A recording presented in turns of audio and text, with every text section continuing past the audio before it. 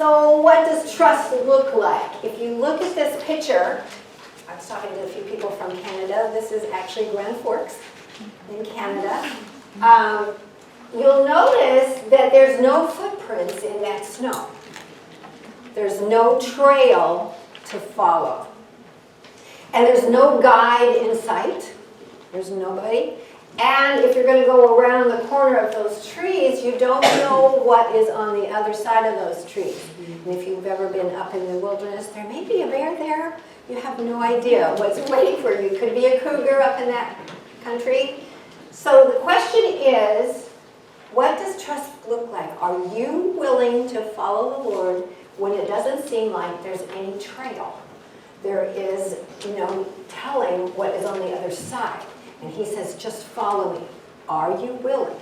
Are you willing to do that? Then do you trust the guidebook?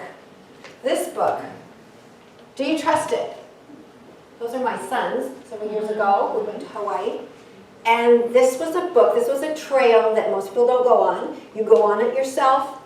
And the question was, they turned it over to read about the author because they weren't sure where they were at and if they could trust him in what he was telling them to do. So that's for you. Do you trust the author of this book?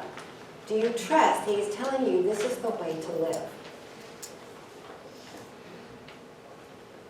When you get into difficult times, when you're in the darkness, in the cave, and the water's rising, and you have nothing but a tiny little light, and if you've ever been in a cave where it has light on the other side, it looks very little when you start in there. It's not until you get closer and closer that the light becomes bigger and you can actually see to get out on the other side.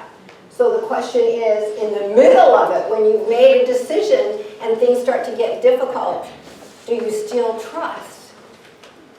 Are you willing to endure? If you're willing to trust and endure together, that you trust the guidebook and you trust each other to help each other over, there was blocks, there wasn't just a clear way.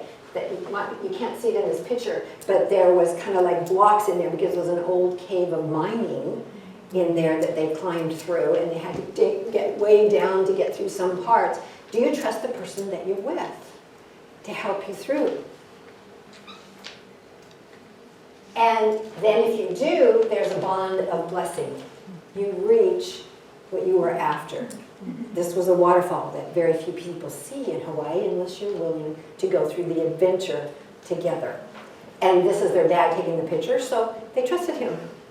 They trusted their dad and his adventures to take them through a new experience.